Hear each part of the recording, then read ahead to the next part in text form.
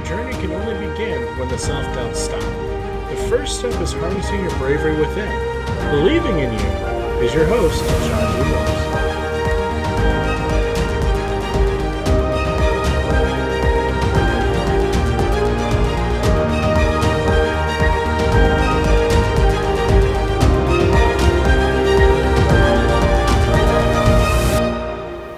Hello and good day to you all. My name is Sean, and I'd like to thank you very much for joining me in another Hodge Podge episode of Bravery Within. This episode is going to be so far away from the normal ones and stuff here that it's probably going to blow you away with what I'm going to talk about today. But one thing that I was talking with my manager, my son, Alex, and stuff there, we were coming up with different ideas, and he was asking me questions about a certain topic that I thought might be kind of helpful, and he was letting me know that there's a lot of the younger generation and stuff out there that don't know really, because they're getting on their feet, they're learning, they're young. There's a lot of things out there that they still got to learn, and one of them is when they're at work and learning, what's right, what's wrong, what's work sociable, acceptable, not acceptable, everything there. So we got to talking about it a little bit there, and we come up with this Hodge Podge episode, which I have entitled Episode 6, Through an Employer's Eyes. We got to thinking of stuff there about most people don't understand, an employer's point of view and stuff there, whether that be, a general manager or district manager, owner, anything like that. And being that I've got 30 years of management experience, I have been an owner of a business, general manager. I have been managing departments. You name it, I have pretty much been in it. And I've done a lot of hiring and firing. I have done, it's incredible what you have to do basically to run a business. It doesn't matter whether you own it or you're a manager or a shift manager. It doesn't matter what it is. There's so much responsibilities that go along with it. So we got talking a little bit about what it all entails. And one of the things that we got kind of hung up on was basically hiring people. It's a whole different ball game when you start hiring folks. There's ups, there's downs. You just never know who's going to walk in your door and ask to work for you. And over all the years that I've been in management and stuff there, I've done hundreds of interviews and met a lot of good people. There's been some folks there and stuff that's like, I'm not sure why you're applying for this job, but this really doesn't fit you. So I thought it would be kind of cool, and so did Alex. We thought it would be something a little bit different here. I'm going to tell you a little bit about my experiences of being a manager and some of the things that I've seen. Hopefully, maybe if you're young and you're still learning how the work world goes, or maybe you've been in it a long time, and maybe this will just have you see it from a different point of view. I'm not quite sure. Maybe you're an HR person and you can get something out of this. Maybe there's something that I've done that you haven't done. I've talked with many HRs, many managers, many district managers, and a lot of the stuff that I do, they did as well, and it's been interesting to kind of put it all together. Some of my first interviews were just atrocious. I didn't know what I was doing. I was 18 years old, scared to death about asking people questions about, okay, should I hire them? What if I make a mistake? Are they actually going to work out for us? There's so many things that rolls through an interview's mind that you just you just see it from a different point of view. It's really what it all comes down to. And I thought, today would be an interesting podcast and stuff there to talk about that there. Maybe it'll help some folks out there, and you'll see things from your boss's point of view that might make a little bit more sense. So to start it out, I thought, being that I have interviewed hundreds of folks in my time, I thought it would be kind of interesting to tell you some of the interviewees, how they showed up and what they expected and stuff. And these are people that have actually come in and done the interview process, and it's kind of weird, but it's like, okay, here we go. So these, honest to God, I'm telling the truth here, because some of these are so far out there, you're going to like, now, come on, Sean. Now, quit trying to pull our leg. This isn't going to work. But the honest to God, swear in the Bible, these are true. So this is how some people showed up for an interview. One of them was they've showed up drunk. Absolutely plastered. I had one guy walk in with a beer can still in his hand, completely drunk. Some have showed up hungover. Most of those I just showed right to the door. Said, I'm not even going to interview you, not worth the time. I've had people show up in their pajamas and their jammy slippers and messed up hair. It's like, did you eat? Well, no, I've been out of bed about 10 minutes and I knew I had this interview, so I just came down.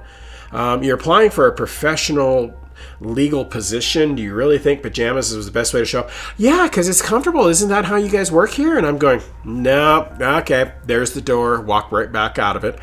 I had another person. To me, punctuality is everything, especially as a boss. I mean, it drives me nuts when people are late. I was raised that, okay, well, 8 o'clock, you're supposed to start work. You show up at 8 o'clock, you're late. And people have told me, no, I'm on time. No, you're not, actually. In my book, if you're not 10 minutes early, you're late. 10 minutes early is on time. That means you can get to where you need to go, get to your desk, get your coffee, whatever it is. So when you punch in at 8 o'clock, off you run, not take another 10, 15 minutes of company time and continue just to dilly-dally around. Now, granted, we all talk and we all take it easy and stuff there, but to me, it's like, you need to be on time, need to be punctual. And when this lady actually showed up, and she showed up 2 hours late and 1 day late. Her interview was on Wednesday at 10 o'clock. She shows up at Thursday at noon and expected to still get her interview. She said that's the way she always runs. That's why she said she's been through 6 jobs in the past 6 months. She didn't understand why. And I said, well, I can tell you why. 1, you're not going to get the interview.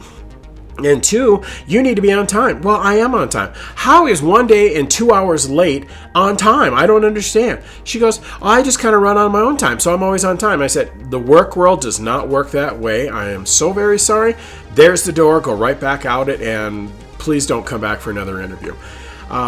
And it may sound harsh, but it's like there's businesses have to run. I mean, when you walk into a business, whatever one you walk into, if you know they're supposed to be open at 8 o'clock in the morning and you show up at 8:03, you're expecting them to be open. Well, that means all those employees have to be there, have to have the lights on, have the heat on, have the registers on, everything.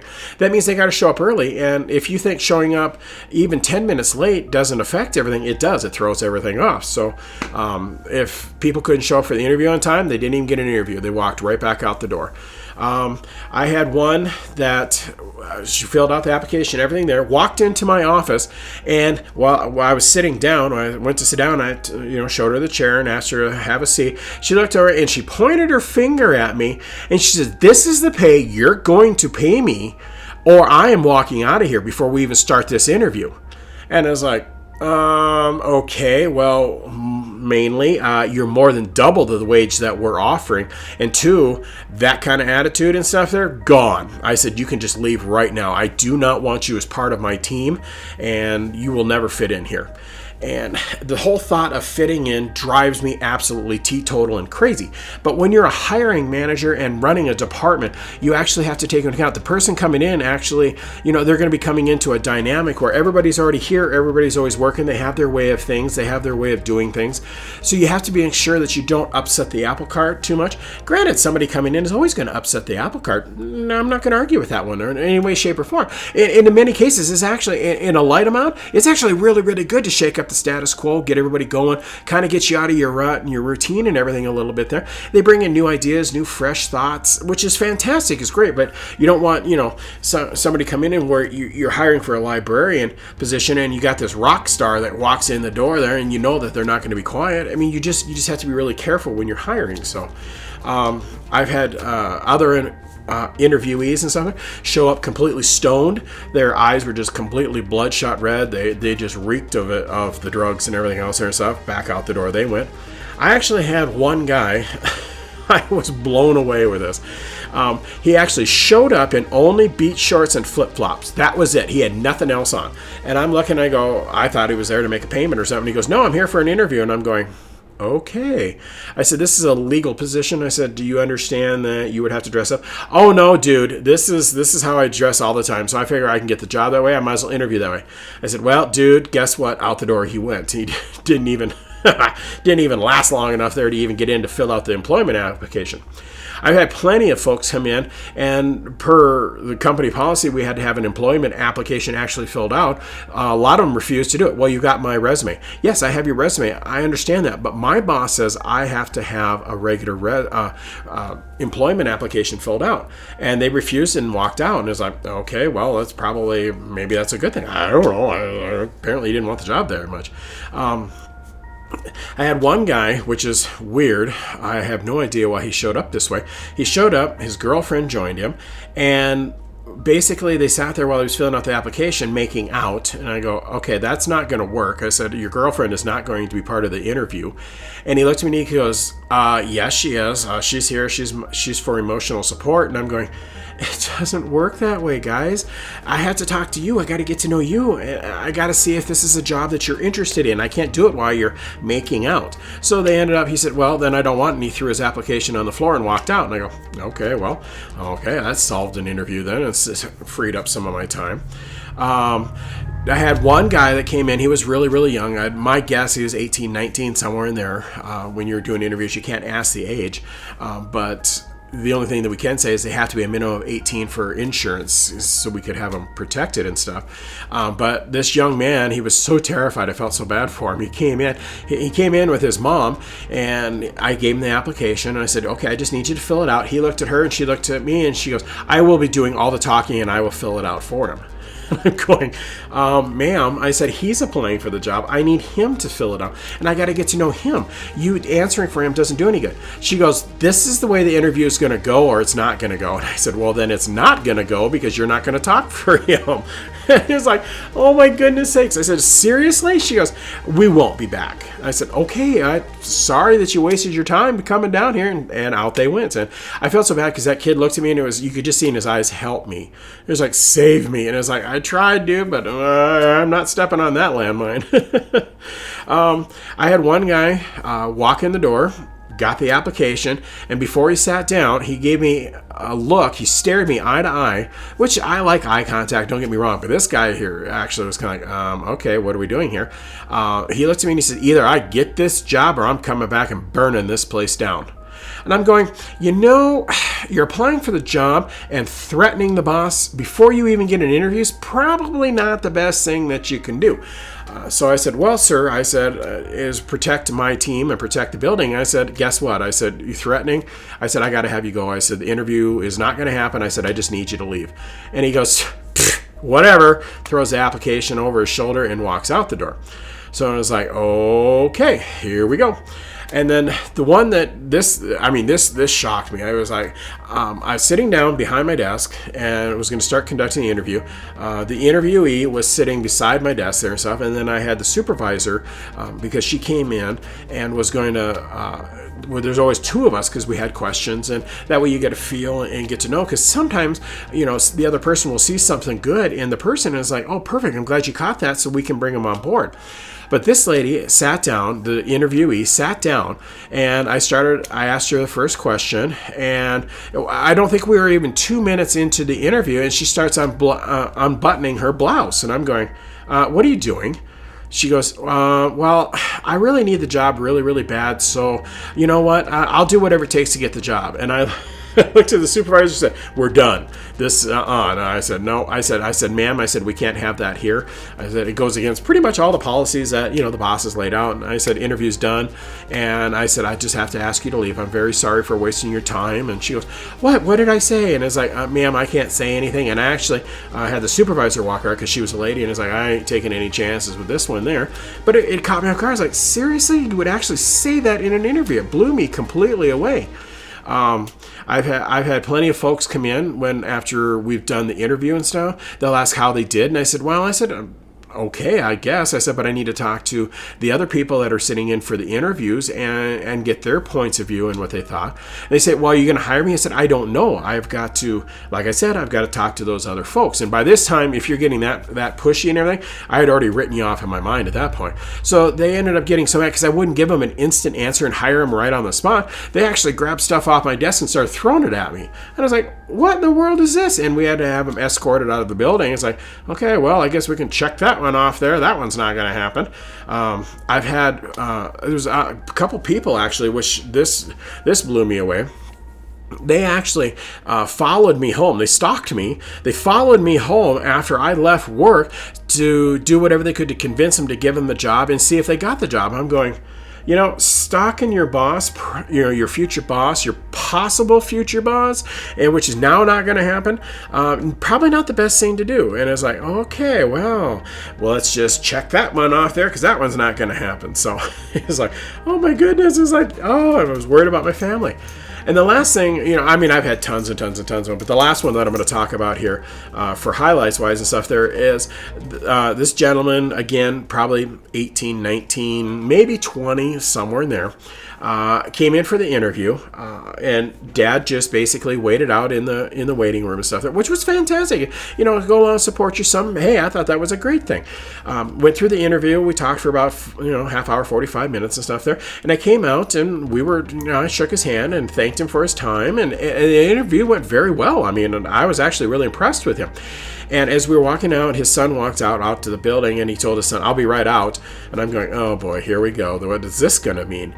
And he looked at me and he goes, "I'm sorry, I don't mean to ask this," but he said, "You know what? What would it take to make sure that he gets the job?" He said, "I'll pay anything." He said, "I just need him out of the house. I need to get him off the couch and get him going." And I look and I go, "I can't be bought for the position." I said, "It just doesn't work."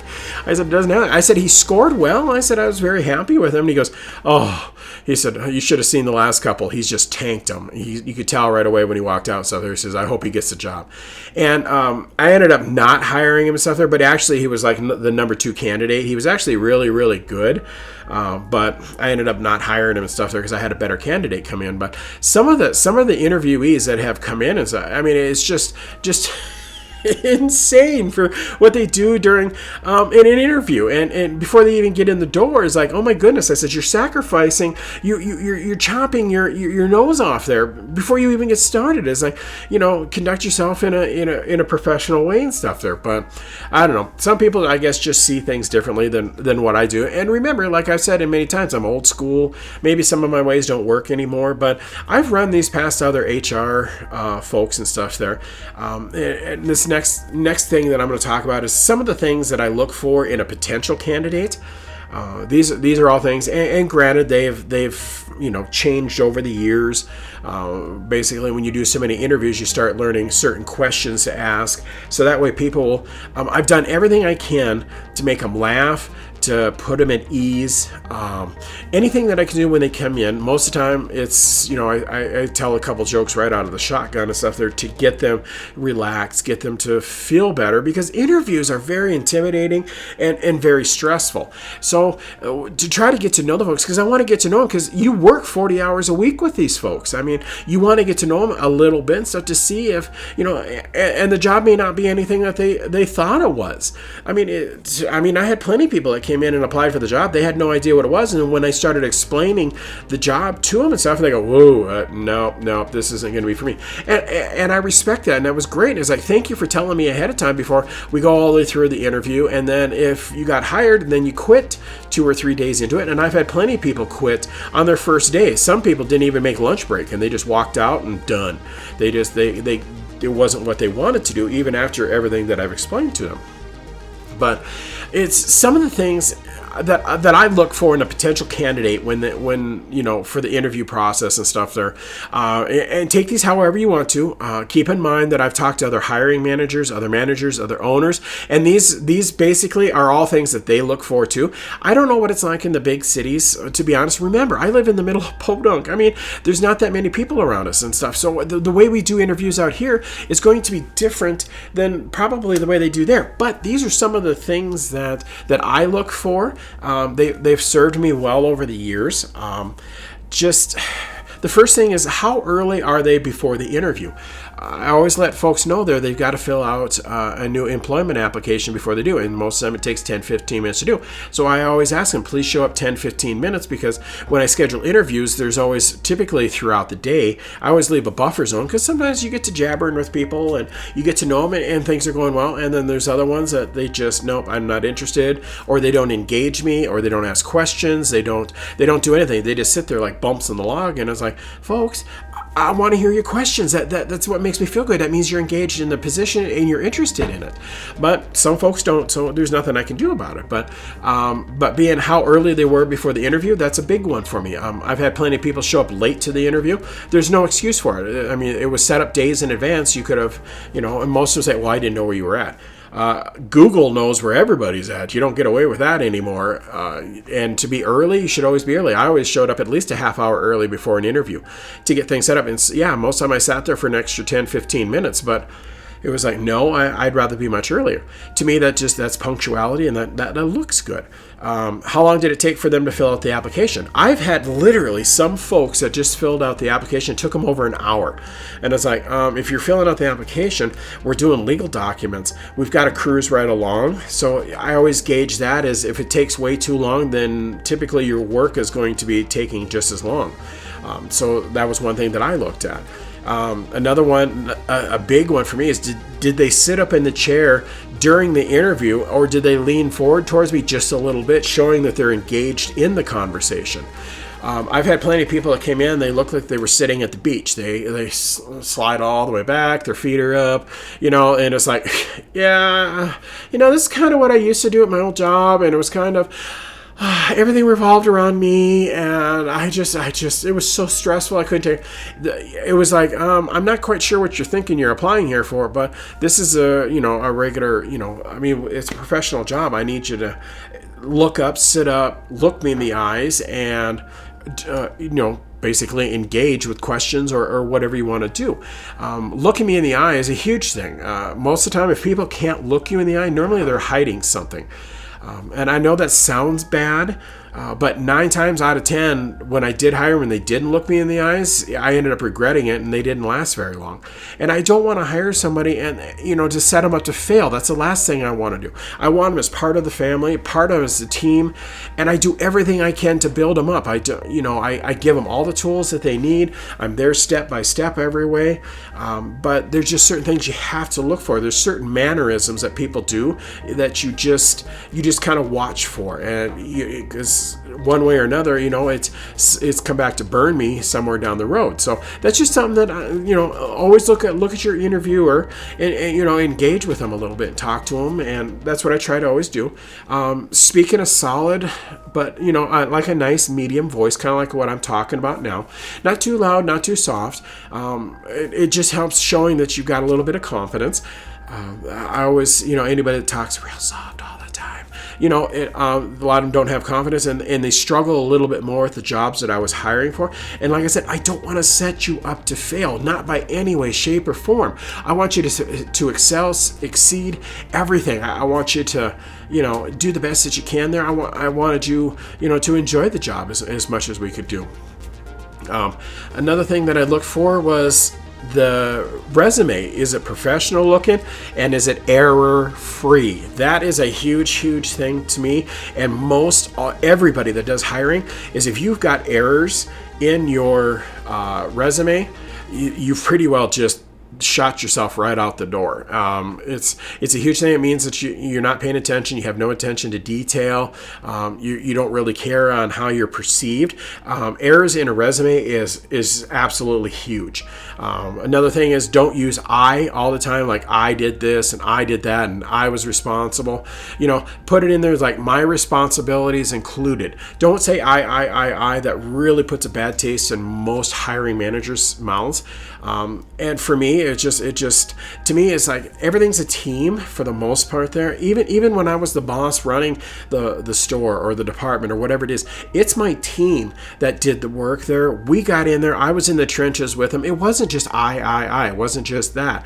It was everything all together, and I always built my team up. I always, whatever I could do to help them, I'd come in early, I'd stay late. If they had questions, I'd stop whatever I'm doing to talk to them.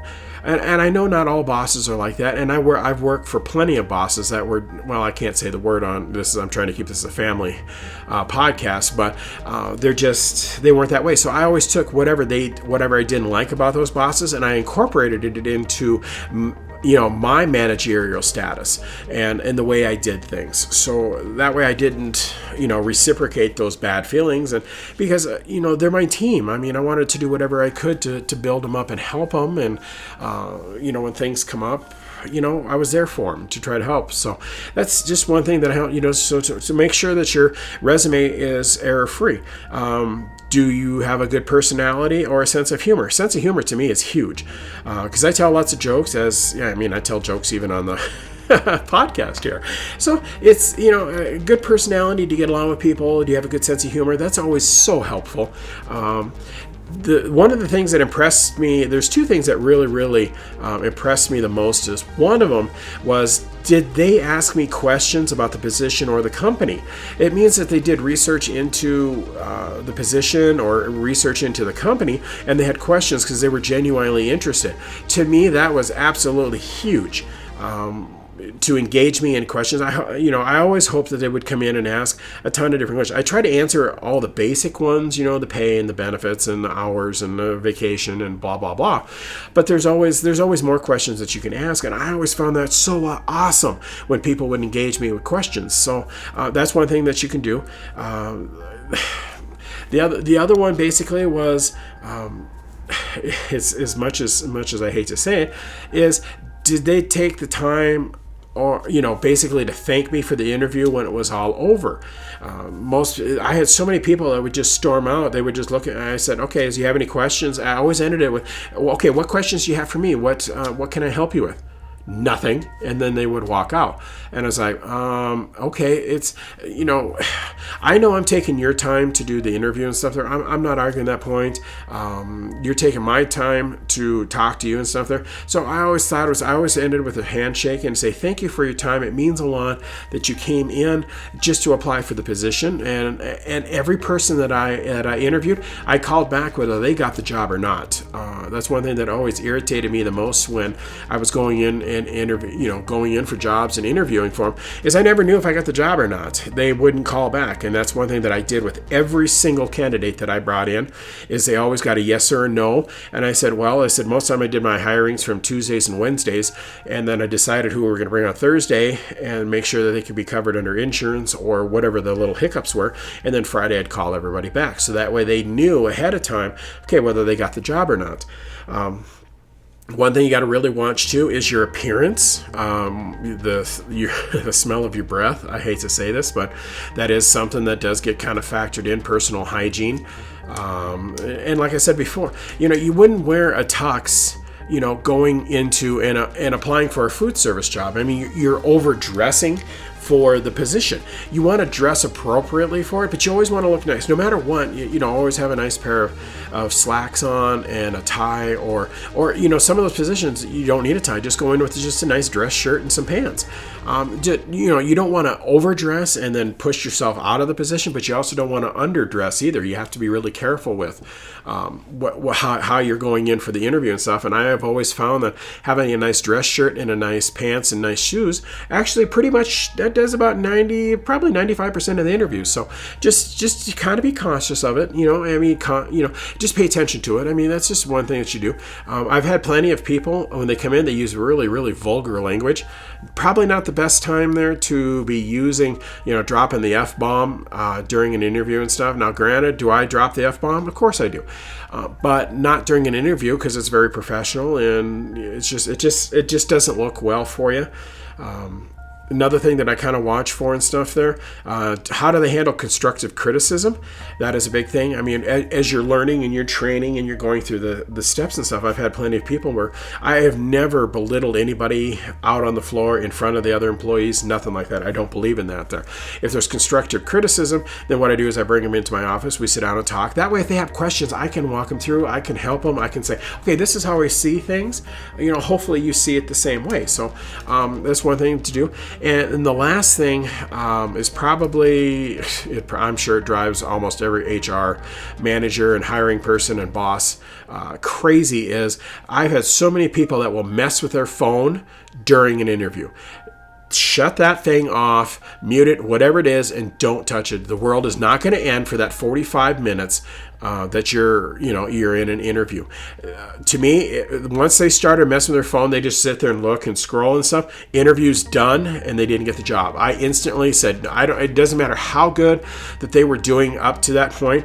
If you pulled the phone out and started messing with it, done. I ended the interview at that point. I just said, thank you for your time, and escorted them out of the building. So don't mess with your phones. Don't, shut it off. There should be no buzzing. There should be no sound, no nothing.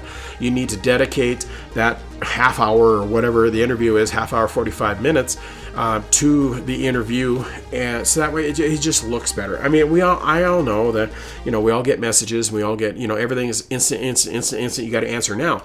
But during an interview, it's huge, to stay away from that. Do whatever you can not to fall into that rabbit hole. I'm just letting you know from my standpoint. As soon as somebody started messing with it, I didn't even consider them for the position. Done, because if they're being distracted, then I was so afraid that they would be that way during work and stuff there. And yes, I know we all check our phones during work and stuff there. In some places you absolutely can't. We weren't supposed to because of the legal documents and stuff there.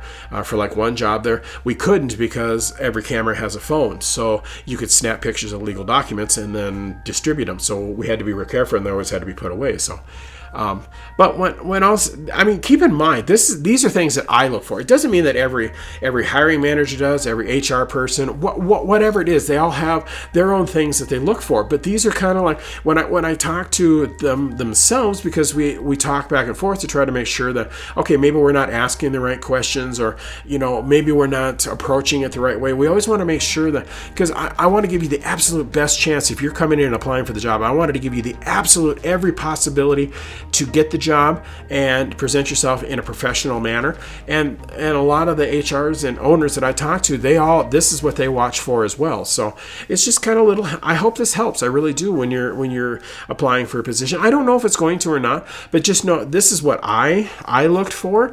So hopefully maybe it'll help you somewhere down the road. But another thing that, I do my very best not to judge anybody, but first impressions are absolutely everything. I heard a report, and I've had plenty of people tell me, the first 3 seconds upon meeting somebody, you've already made up your mind whether you like them or not. I mean, that is, to try to fight that is insane. Typically within the first 30 seconds of talking with somebody there in an interview, I already have made up my mind whether they're going to work out or not. Some people have surprised me, and during the interview, that's why you have one, and they've changed my mind. Not too often, but about probably 80% of the time within the first 30 seconds, I've got them pegged already whether they're going to work out or not. I don't know, I guess it's just, that's why I've done it. You do so many interviews and do so much hiring that I guess you just get those little insights and stuff. Whether it's right or not, I don't know, but when you're hiring for a position and you're trying to fill a job, I mean, that's just the way it works, unfortunately. So because it's up to the hiring manager basically to find the right person for the right job for, in the business and stuff there. And it is so very difficult. I hate the hiring process. I hate the interview, because there's so many, it's kind of like a first date. You just say all kinds of, it's uncomfortable. It's nerve-wracking. You just never know what to say, what not to say, what to do, what not to do. It's just a handful. So I've done everything, that I can to try to, make folks comfortable, come in, sit down. I offer them something to drink. Like I said, I cracked a couple jokes there just to try to, release a little bit of tension to, basically make them feel better, because it is so difficult to go through an interview. I'm almost 50 years old, and I still don't enjoy interviews. I mean, being interviewed for a job and stuff there is still nerve-wracking. And even me, with all my experience, I still second-guess things. I still doubt things, even when I go in and look for a new job. So I just hope there's something in this podcast today that will help you. I don't know if there is or not, but just, all I can do is hope that there's something there for you. So just know that, each employer is looking for something different. They're looking for a different person. They're looking for a certain personality in their business. And that all gets weighed in. So, I couldn't tell you how many interviews I've been on, and I never heard back, or never, there was nothing there. So it was like kind of crazy how many times you got to go through to find a job. And that's why I'm not a big job hopper. I know it's kind of more of today's thoughts of, okay, well, if I don't like the job, I'm just going to boom, gone. Go look for something else. In my day and stuff there, when we got it, whether you liked it or not, you kind of stuck with it. It's just the mentality that we have as Gen X's is kind of like you just kind of hang in there.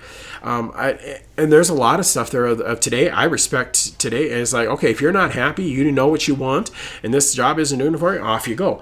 In some ways, I actually respect that. I think that's a good thing instead of staying and hanging in there. But there's also benefits of staying too. And it's just, I wish I had a perfect formula to tell you, okay, this is what you should do, you shouldn't do.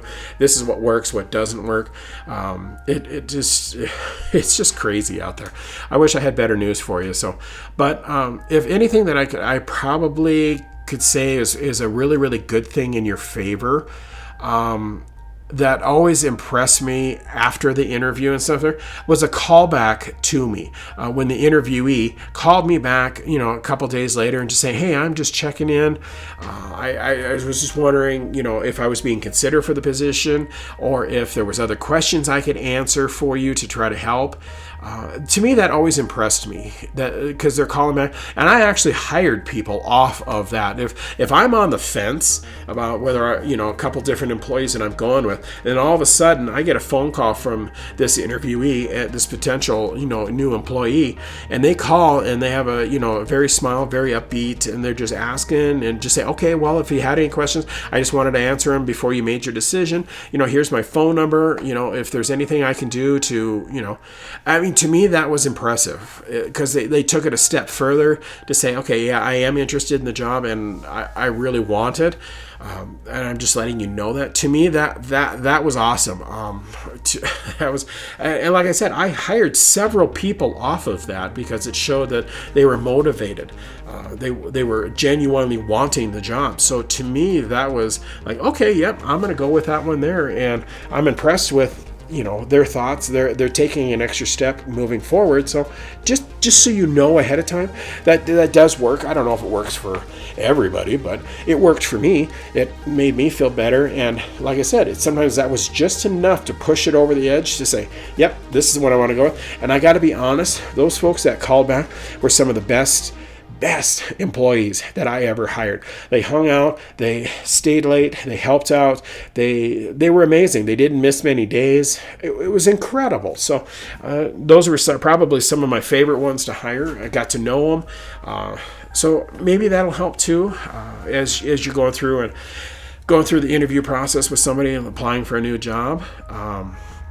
All I can do is hope that it helps you a little bit. I'm not sure anything in this podcast will help there because this is so completely different from what I'm used to doing. But I'm just hoping that maybe some of my experience and some of my help will, maybe slide the table on your side a little bit there. Maybe it'll help your odds out a little bit, and that's all I can hope for. So, but just remember, you got that one there, you call back. The other thing I can say is thank the manager for their time, for sitting down and talking to them, and it just helped. That always helped. That just that little bit of folks saying thank you goes a long ways. And like I said there, then the callback. So that's about all I got for today's podcast. So it's not quite sure anything else to bring up. If you have questions, I could say, you're welcome to email me, at seangmorris@gmail.com, and I would be more than happy to see if I could help answer some questions. I mean, I may not be able to answer all of them because, like I said, hiring is kind of like a regional thing. If I was to go to, hypothetically, let's just say I went to California, what they're looking for is probably not going to be like a Midwestern man like I am. My mannerisms, who I am, how I am, I may not even fit in. I may not even work in their culture, because every area is a little bit different. So I hope there's something that helps you here. Just remember, I'm out in the middle of nowhere. So we do hiring probably a little bit different than what most people do. So if you have questions, please send them in. I'd be more than happy to help you in any way, shape, or form. So that is going to be pretty much it for today's podcast. Hopefully you like it. And like I said, it's completely out there. It's completely something different from what I normally do. So I hope it helps there. Hopefully some of my 30 years of management experience will help you maybe get another job, or maybe you'll see your boss from a whole different point of view. I don't know. All I can do is hope. So, but if all goes well and stuff there, hopefully you'll still hit like, share, comment on the pages. Any platform that you're listening to, do the ratings and stuff there. Give a 5-star rating if you feel that's about the podcast. We're growing. It's growing faster than I thought it was going to grow. I'll be very honest with you. I didn't think so many people were going to be so interested in to listen to me talk, but I'm grateful. I'm grateful for you all out there. Thank you so very much. Tell your friends, tell your family about this. I'm just amazed. I can't thank you enough for all of it. So one thing that I'm doing a little bit different today, yes, we're doing the dad joke of the day. I'm not changing that. That'll be at the end of every episode as long as I keep making them. But this one is a little bit different. And I wanted to say thank you to Mary in Rapid City, South Dakota. She submitted this dad joke of the day. She brought it to me and stuff there, and it's fantastic. And people are now starting to come to me and tell me their jokes and stuff. It's fantastic. I'm trying to remember them, but remember, I'm old and I can't remember everything. So I just wanted to say thank you, Mary, for listening. You are fantastic. You comment on the Facebook pages. I can't thank you enough for that there. So this is her dad joke of the day that she submitted there, and I think it's awesome, so I'm going to run with it. So here it is. Do you know which one tastes better, the sun or the moon? The moon, since it's meteor. That's awesome. Nice playing words, isn't it? Thank you very much there for listening. I can't thank you enough. Remember, you got this. You're going to get through the day. I'm proud of you. All my best. And I hope everything else continues to get better. Good luck in all your future and coming up interviews. All my love and support, Sean.